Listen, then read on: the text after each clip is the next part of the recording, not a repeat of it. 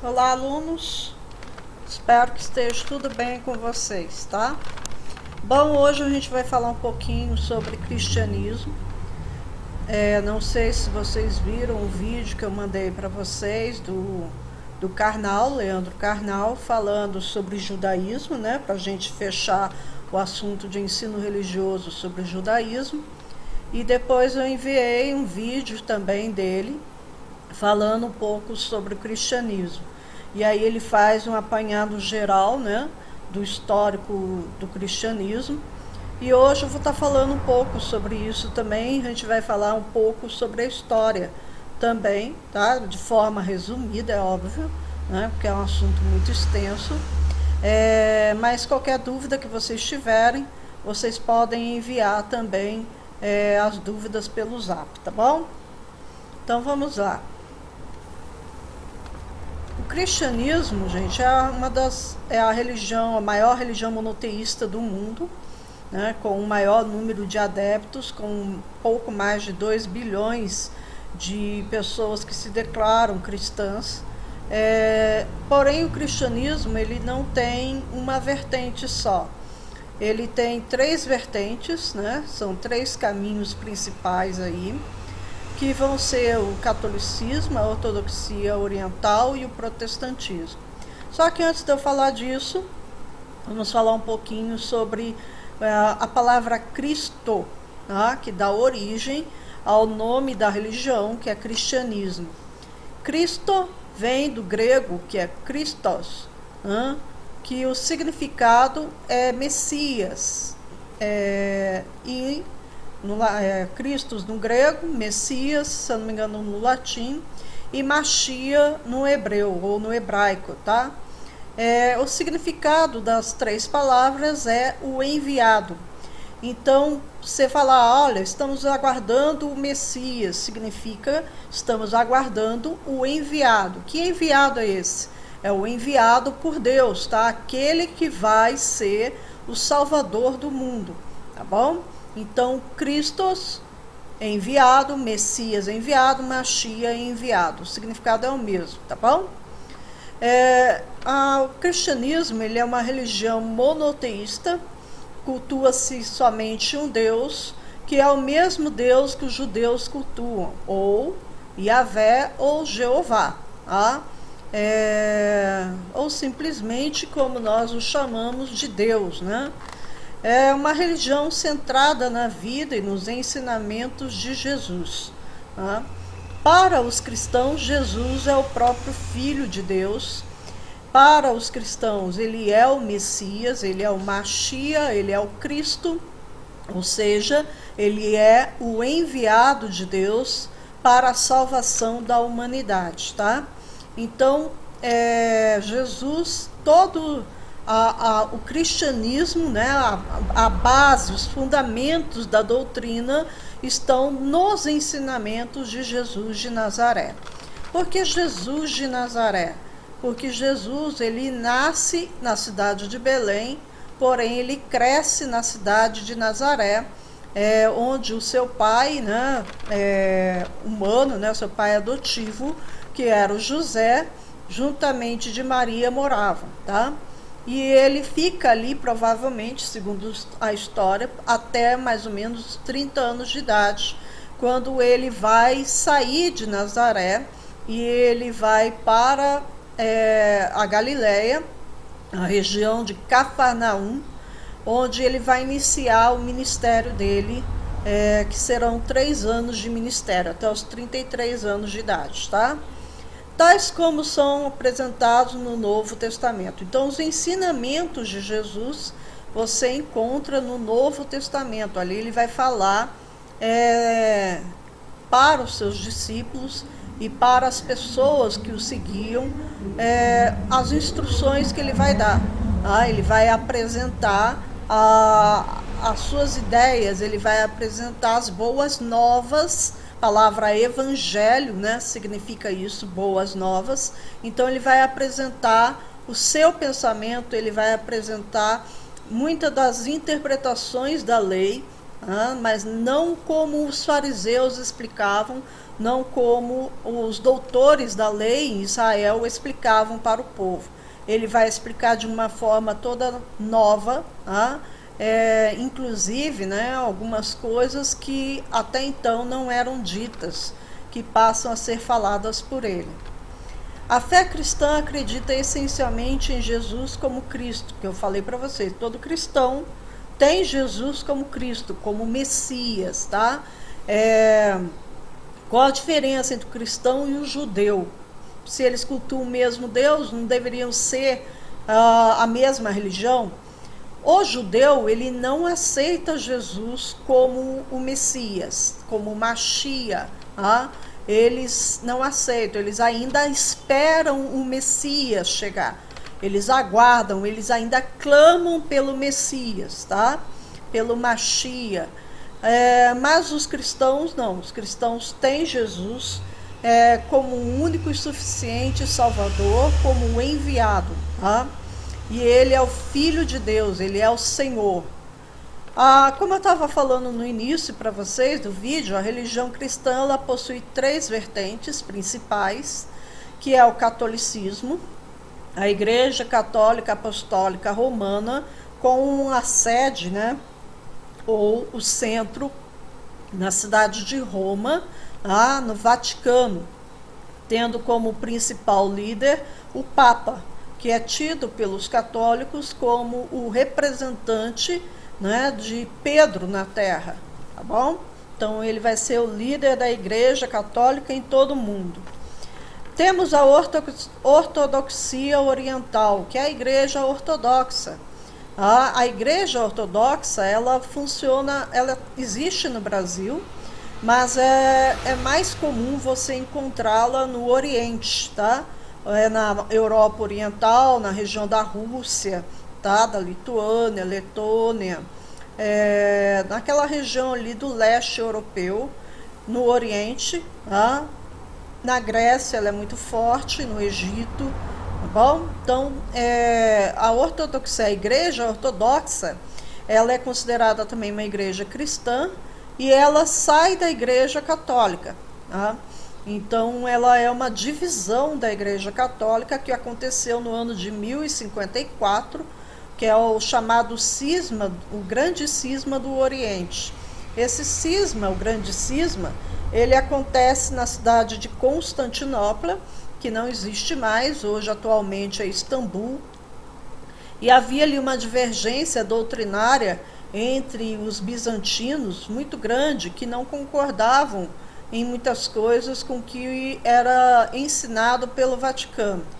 E diante dessas divergências, elas vão se intensificando até que chega o momento em que até mesmo o imperador, né, do Império bizantino acaba também entrando em discordância e acaba sendo fundada uma nova igreja cristã ali no Império Bizantino. A capital passa a ser Constantinopla, a sede da igreja, porém eles vão depois desmembrar, tendo 3 centros principais de comando da Igreja Ortodoxa, que vai ser Constantinopla, atualmente Istambul, a Rússia, né? Eles vão ter ali em Moscou também outra sede, e na Grécia, tá? No Egito, desculpa. Da Grécia é essa referente a Constantinopla. Então vão surgir, eles vão eliminar a figura do Papa, eles não reconhecem mais o Papa como seu líder, porque houve um rompimento, né? E aí eles vão criar como líder os patriarcas, que existem até hoje, tá? Então os líderes da Igreja Ortodoxa são os patriarcas. Se eu não me engano, são em número de 3, tá? Cada um deles para cada centro desses que eu citei, os centros principais, mas existe a igreja por todo o mundo. E abaixo dos patriarcas estão os bispos, né? Que são, vamos dizer assim, os pastores das igrejas, né? Os sacerdotes, tá bom? E o protestantismo, né?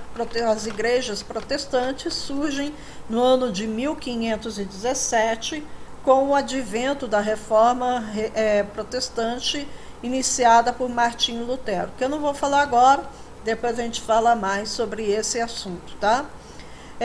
No protestantismo não existe uma hierarquia clerical, ou seja, não tem como na Igreja Católica, né, o Papa, a autoridade máxima, abaixo dele vem o cardeal, o arcebispo, o bispo. Não, no protestantismo é o pastor, mas as ovelhas, né, que são chamadas assim de ovelhas, são os membros da igreja, tá? Os que participam do culto, os que frequentam a igreja. Então é de uma maneira até bem mais simples, né, bem mais simplificado do que da Igreja Católica, que é toda hierarquizada.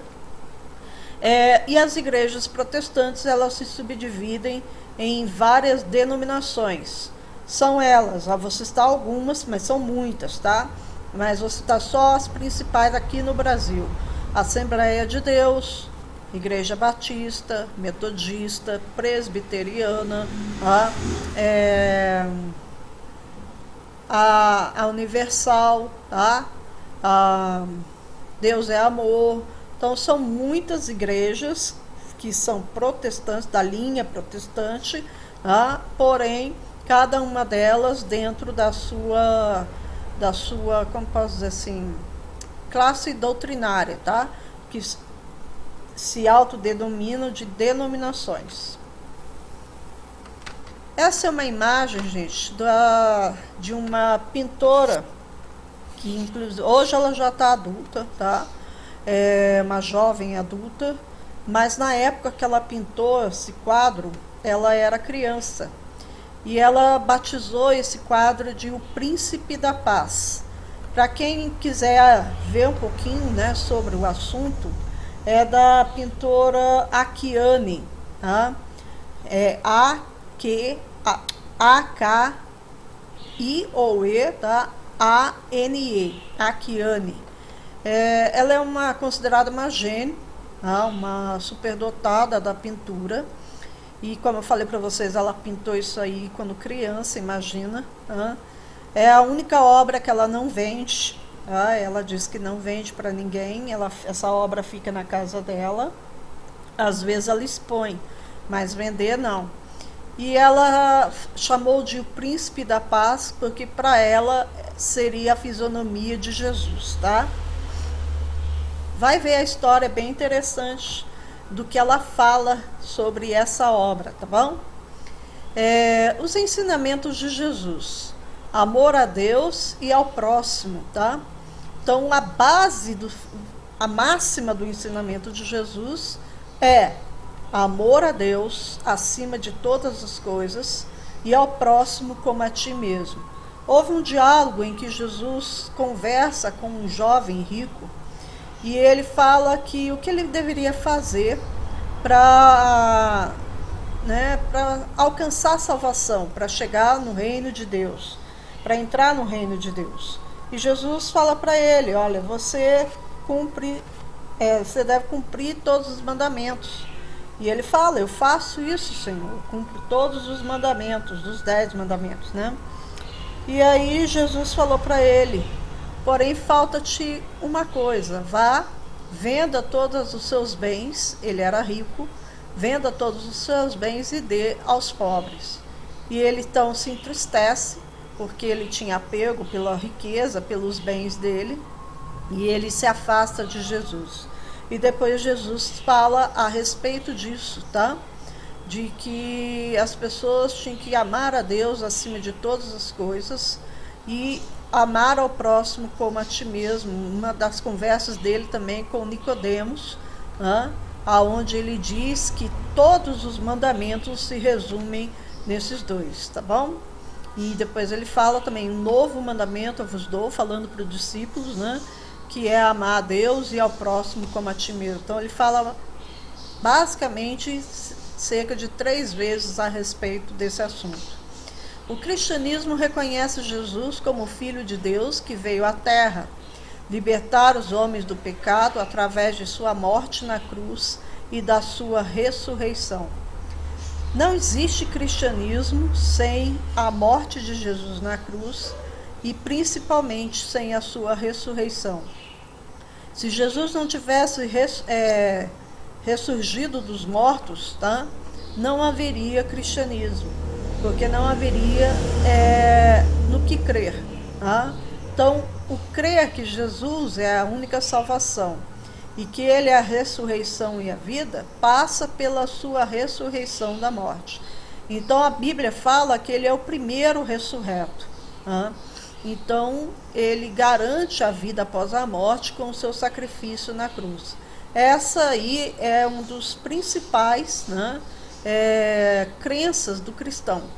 Então, a crença do cristão está fundamentada na ressurreição de Jesus, que ele venceu a morte e venceu o pecado. Tá? Então, a morte dele na cruz não foi uma decisão, ele fala isso claramente, tá? Não foi uma decisão dos romanos ou dos judeus. Ele fala, vocês nada poderiam fazer comigo se eu não entregasse a minha vida. Então, eu a dou, tá? Então ele dá a vida dele por amor à humanidade, para que essa humanidade alcançasse salvação. Para a maioria dos cristãos, Jesus é completamente divino e completamente humano. Então, o que significa isso? Que Jesus tem duas... Essa discussão ela é antiga, tá? Essa discussão ela acontece lá, o Leandro Carnal fala sobre isso. Ela acontece lá nos princípios da igreja, quando algumas pessoas acreditavam que Jesus era só humano, só de natureza humana, tá? Então ele era 100% humano. E outros acreditavam que Jesus era só Deus, 100% Deus. E negavam, né, a natureza divina de Jesus. Porém, gente, com o decorrer do tempo, inclusive uma das discussões para surgir a Igreja Ortodoxa, né, uma das divergências doutrinárias da Igreja Católica com a Igreja Ortodoxa foi essa questão. Então, eles, depois com o tempo, foi afirmado isso lá, tá, no começo, nos primórdios da Igreja, que Jesus tinha duas naturezas, a humana e a divina, ou seja, ele era Deus e ele era homem ao mesmo tempo, tá? E depois de muito discutirem, né, muitas discussões, o que eu falo discutir é debate das ideias, tá? Depois de muitos debates aí sobre o assunto, a maioria das pessoas, tá, passaram a crer nisso, que Jesus ele tem a natureza humana e a natureza divina ao mesmo tempo. Tá? Embora existam ainda grupos, né, que defendam ou ele é só Deus ou ele é só homem, mas são grupos bem minoritários no meio dos cristãos. Tá? O que predomina, tá, no meio dos cristãos atualmente, que começou lá nos primórdios da igreja, por volta já do primeiro século, segundo século depois de Cristo, é que ele é 100% homem, 100% Deus, tá? Então ele tem as duas naturezas com ele, tá bom? Parar por aqui e a gente continua aí na próxima aula. Gente, fiquem com Deus, tá? Até lá!